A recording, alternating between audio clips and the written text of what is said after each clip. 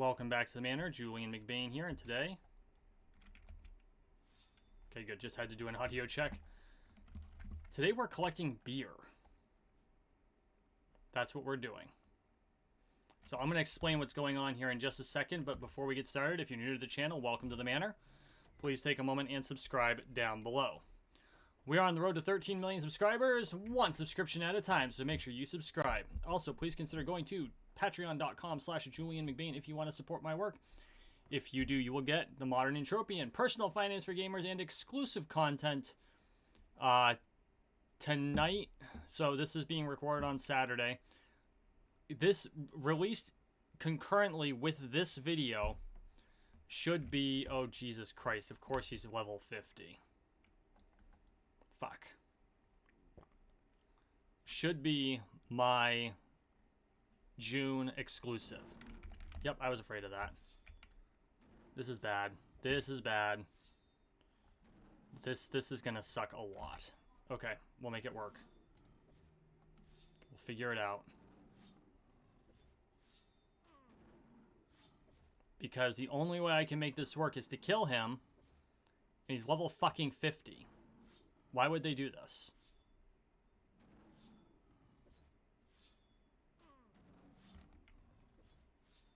I'm gonna die. There it goes.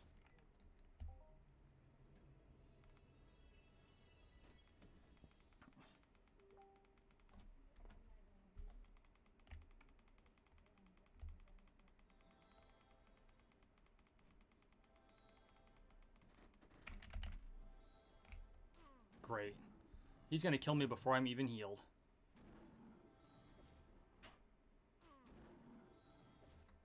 Come on.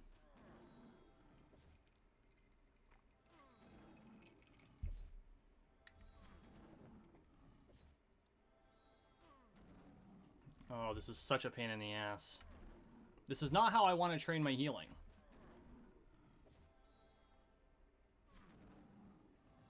I must be just on the cusp of where his evade is.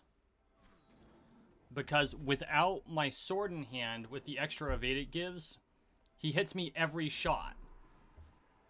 But if I have the sword on, he misses a lot more.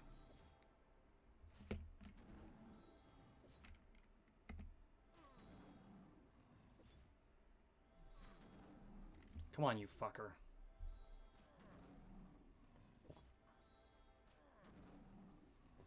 This is the one thing that irritates me about this zone, is every once in a while they'll drop like this boss level mob here and just be like, fuck you.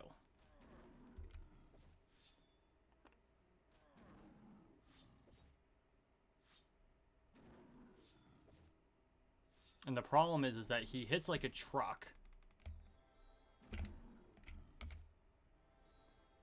And by the time I get healed up all the way, we'll make it work. We'll see if we can make it work. I had not planned on depoting today.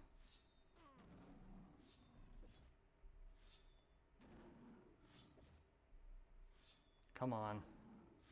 Wear the fucker down. Did not expect to be fighting a god tonight.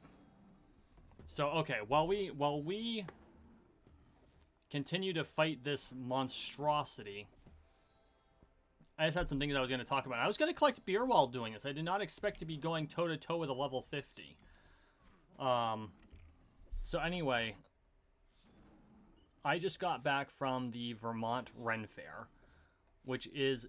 Ren Fairs aren't really my jam.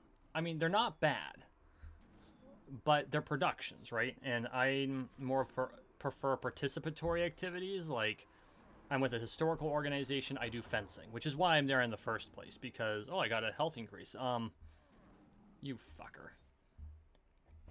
Which is why I'm there in the first place, because we're doing a demo to try to attract more members. And actually, we had quite a bit of interest. And I think part of the reason we had all the interest is because...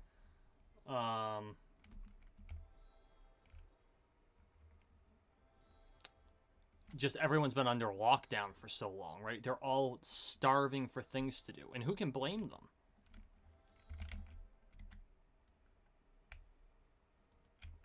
You know, I'm starving for things to do. and I finally was able to do something. This is my first out of lockdown, like, real thing with lots of people intentional. You know what I mean? Like, I went out to Burlington, was it last weekend? Yeah, last weekend I went out to Burlington with a friend, and we hung out all day. And that was the first time I like had social time in a year. And I know everyone's in the same situation. Like, this isn't me bitching about my personal situation. Everyone's been dealing with that. So, I'm at the Vermont Ren Faire, and we're doing demos, and I'm seeing people that I literally haven't seen in like 15 or 16 months. Okay?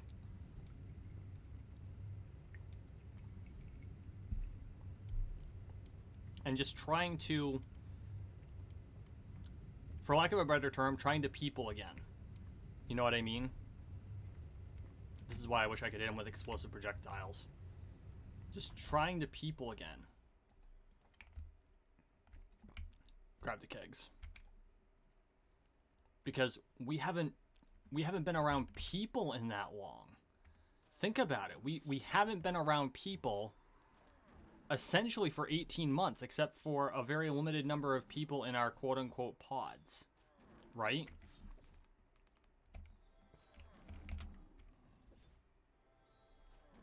For fuck's sake. This is frustrating. This is because it's random. They just randomly drop a level 50 character in what should be a level 1 zone. But anyway, the fact is that everyone's been dealing with this, and so a whole bunch of things that I had overcome in years past are cropping up again. Like, I actually had real anxiety for the first time this morning and last night. Like, I haven't felt anxiety like that in 10 years. Ah, that's not fair. More than 5, though.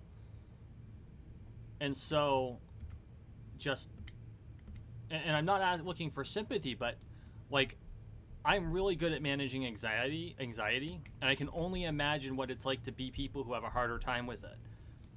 And I know there are people who have a much harder time than I do with anxiety. I'm not throwing shade at them. I'm actually, like, concerned.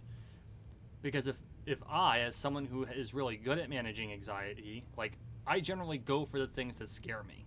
That's long been a motto. If it scares you, do it. And for a hot minute, like, I didn't want to go. To fight, like, defense. This is the thing I've been waiting for all this time. Like, this is why I wanted to get out of lockdown. This is why I wanted to be done, so I can go out there and spar with my friends and fight. And I got to fight some people I haven't. Oh, I got to fight one person. I got to fight one of my former students. Which, you know, maybe now that, and I say former student because we haven't had a lesson in over a year. And I mean, that could turn back around. I don't know. Everyone's still figuring out what they're going to do with their lives now that we're all out of lockdown. Motherfucker.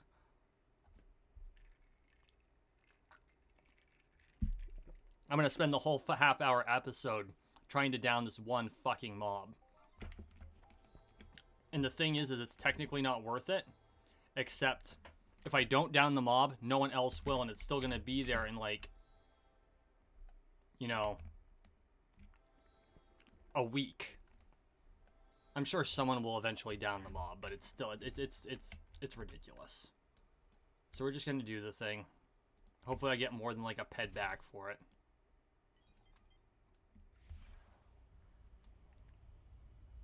Too bad I couldn't, like, turret the damn thing. Wouldn't that be funny? Like, you can't kite mobs effectively in this because the mobs are faster than you. Which I honestly don't like. I think that you should be able to kite mobs. I could kite a whole train right up to the turret and just turret the fucker. That would make me happy.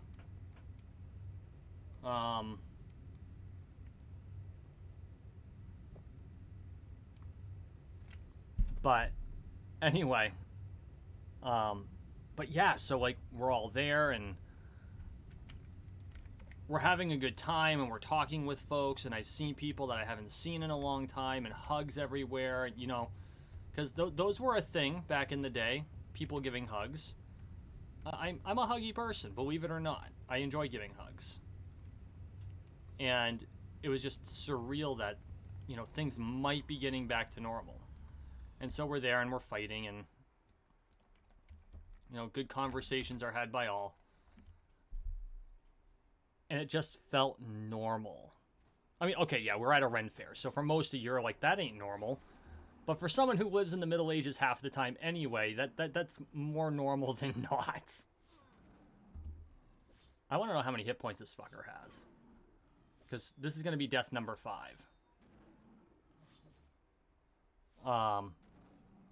But anyway, we're fighting, and we do some rounds, and unfortunately the organization we're with still requires masks until July 1st. So I'm telling you, fencing with a mask on, not a fencing mask, but like an N95, sucks. And it's worse with a cloth one. It just sucks. You can't breathe, you have a hard time, it doesn't fit under the mask right, the fencing mask right. It just is awful. But you gotta do it. And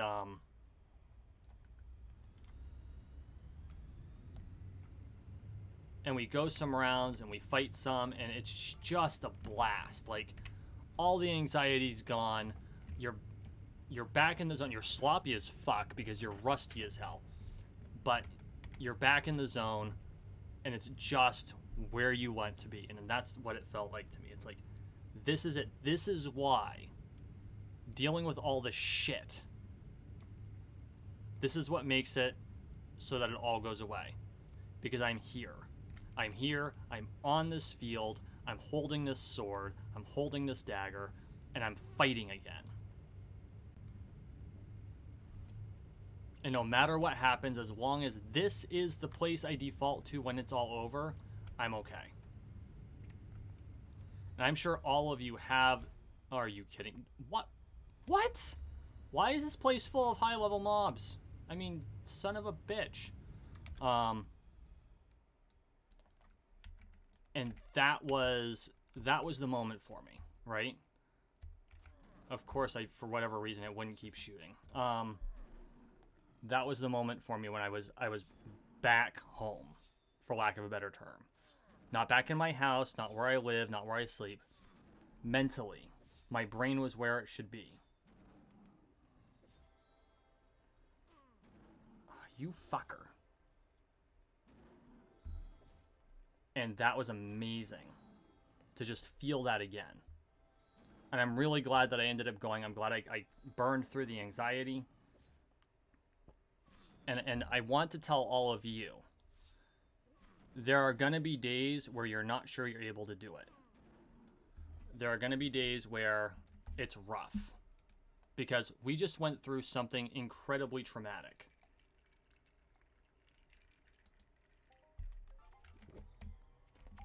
And there's no getting around it. The whole pandemic was one giant trauma.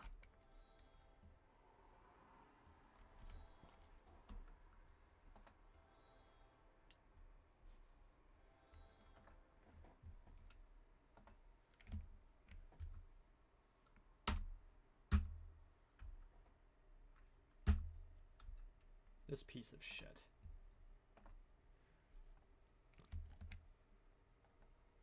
But we made it. We made it to the other side. I know some of you are in countries that are still under lockdown. I don't know how y'all do it, because I know that I understand why some places are being careful, but some places are just doing it because they can. You know? But things are coming back. We will get through this. You will get through this.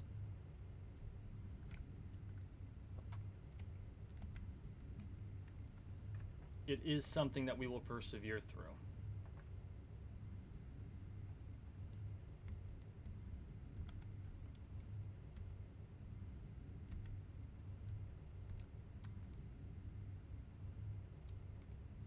And we'll be better. And hopefully, this is one of those things that we're all going to talk to our grandkids about. Like, that's not hopefully. That's just the honest to God's truth, right? This is something that our grandkids are going to ask us about, and we're going to be like, yup, that was a really shitty 18 months. They're going to be like, how did you get through it? And we're just going to be like, you do what you have to.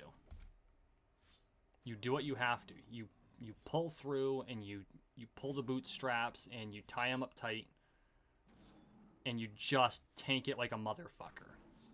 Just like we're doing to this asshole. And you whittle away at it, and some days are going to be harder than others, and sometimes you're going to get knocked down, just like I just did there. But it doesn't matter. You're going to pull through. This is by far the highest level mob I've ever faced. And I'm not someone who normally rams his head against the wall in this game, but I'm mad now. He's dying. I don't care how many lives it takes. This guy is going to die.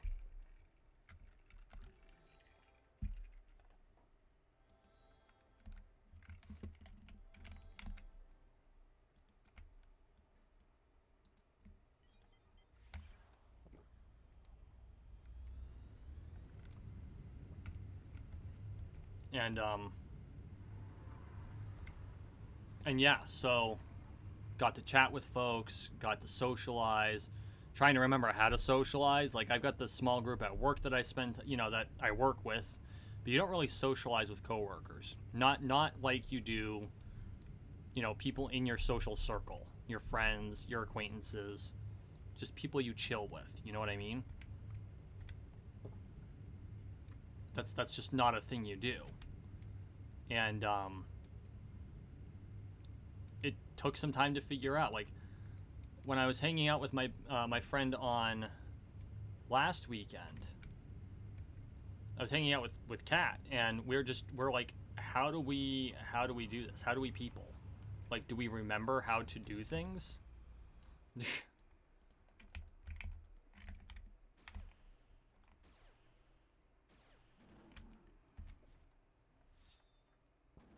And it took us some time.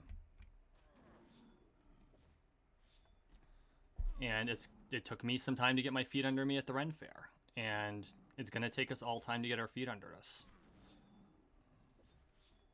But we will do it. We will make it. We'll figure it out.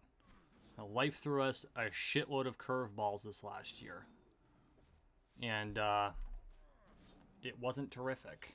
Oh, Jesus. I hope this thing holds out. Dude, would you just do me a favor and die already? I mean, seriously.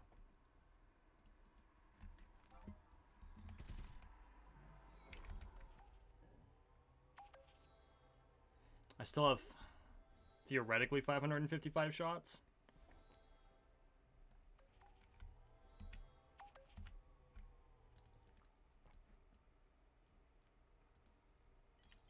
But there was a stark moment, like when I got there and I ran into our Shire mom, right?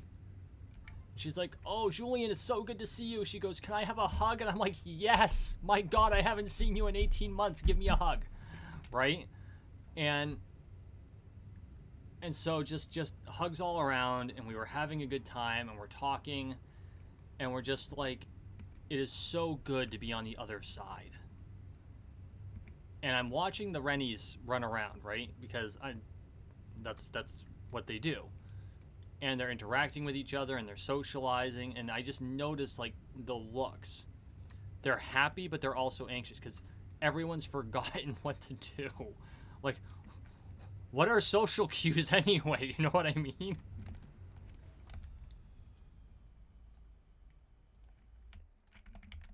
Well, I found it funny. Now is the time for you to just die. Like, I've had enough of your shit. We've been at this for a solid 20 minutes. You're almost out of health. Just, no. No. You aren't going to pull this bullshit. I'm pulling you down today. Come on. And down. That was a nice crit. I I'm not sure if that's good return or not. 9 and... So call it 15? No, 16. I don't know if... I think I spent more than that in the ammo, but whatever. Not thrilled, but it is what it is. And I can say that I actually took down a level 50, even though it took me 20 fucking minutes and 15 lives. So yeah, so... I also discovered that I am not the only person celebrating the let-up of the end of the pandemic with retail therapy. And I did. Retail therapy is a thing. It was worth it. Because I went to fence, and my fencing boots, which I knew were in bad shape when I stopped fencing last year, but I thought, no, it's fine, it's fine. You don't know what it's like to take off a pair of... You're just used to crappy boots, right? Imagine you're just used to shitty footwear. And don't get me wrong, these boots have treated me very well over the years. Actually, they've treated me really well over the years. And they've been wonderful, but they're also 21 years old. And I put them on, and I did my first round, and my feet were already starting to hurt, and I'm like, this isn't going to work anymore. I can't be doing this anymore. So I went over to there was a vendor, and there was a boot and hat shop, and it's raining. And one thing I said I was going to get myself this year was the hat. Well, now I can't fight in these boots anymore, so I got the hat and the boots. Which felt really good. That I was able to get the hat and the boots. So now I've got my Cavalier hat. And I've got my fighting boots that'll probably last me the next 50 years because I only will be wearing them for fighting. Save a short break-in period. Like, I might wear them to work one day. Under my slacks, of course. Worn basically the same way I wear cowboy boots, just to break them in. Walk around on them a little bit, but they aren't daily wear. I mean, my cowboy boots are daily wear. And those last an average of 3 years. And these are of like kind and quality. They don't have a heel. They're not cowboy boots. They're a much different style. But the fact of the matter is that they're not everyday wear, and they're of the same quality, so they are going to last a long time. So I don't expect to have to pick up another pair of these for, well, probably until I'm 50 or longer. So that's a damned long time. My last pair of fencing, the last set of boots I've used since I joined this organization, and I mean, they were in okay shape to begin with. Not great shape, but they were usable, you know. Not terrific, but usable. And they still lasted 15 years in that shape. That's how little wear and tear I've been putting on them. So, but they were, I mean, 21 years and they're dead. And even the guy who sold the boots and the hats, he walks up to me. He's like, "My lord, your outfit looks great," because of course we really focus on quality and period. And it was actually a gift to me from the doublet, which is the overcoat. It was a gift to me from an ex-girlfriend back when we were dating, the most recent one, in fact. Made by a really good friend. She commissioned a really good friend to do it, who was a superb seamstress. And so he looks at the jacket and he's like, you know, that's fantastic. And he looks and he's appraising my outfit. I'm actually wearing modern khakis, but they hide it. I hide it really well because of the way the rest of my outfit works. And then he looks down at my boots and goes, "Oh." I said, "Yeah, that's why I'm here." He goes, "Let's fix that."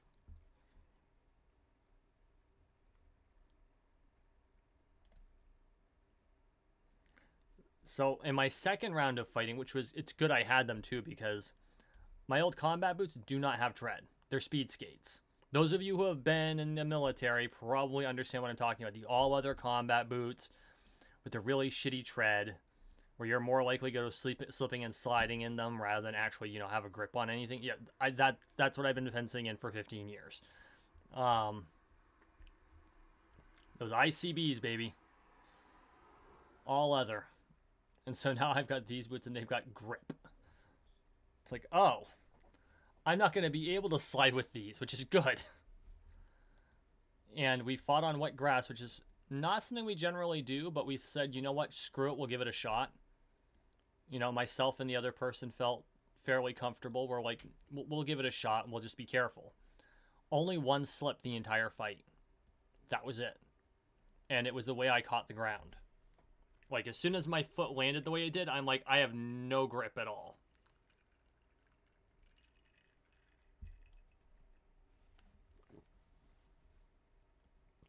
So that was amazing. I'm here to tell you, if you're a fighter, right, like an actual fighter, where your joy is getting into a ring and testing yourself against another human being through combat, even if it's safe combat, even if it's something where you've got all the protections in place, you know, it's a struggle with rules. It's a battle with rules. After a year and a half of not being able to do it, it feels really fucking good to get back in that ring and sling that steel. It does. And you're going to be sloppy and you're going to lose a lot. But one thing I realized is that, so, like many fighting programs, the one I'm in has award systems. And it's based on prowess. For the highest level, there's a little more than that. Like, you can't be an asshole. You know, you have to be able to deal with certain, like, you have to be able to mentor people and stuff like that. And that's all good. I'm not even aiming for that. But generally speaking, the awards underneath that top level, it's pretty strictly prowess. And I realize that because people measure other people based on their own, they use themselves as a benchmark, as rusty as everyone's going to be, it's the worst way to do it, but the playing field is going to be fairly leveled.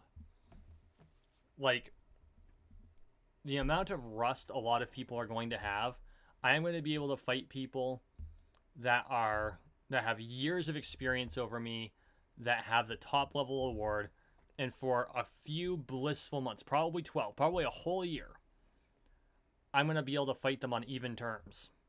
After which they're going to, you know, eat my lunch again. But that's okay. And that feels really good. Even though it's like the silver lining. Like, I'm going to have the opportunity to learn how they fight because they're trying to remember how they fight. And so that's an amazing thing. Now, I will say, this was the worst possible way for something like this to, like, I love the ability to learn how someone fights because for whatever reason, they have to, like, recalculate how they do things or watch the process or watch them practice, which is why you always do well against people you practice against, because they're teaching themselves something by adjusting, making little minute adjustments to how they do things. And that's important. And that's how people learn. Well, where I am, none of us have that ability. And so now we're going to have that ability. But again, like I said, this is not how I wanted this to happen. I kind of hoped that we'd have someone move up here of that level so we can observe and learn. That's not how it worked.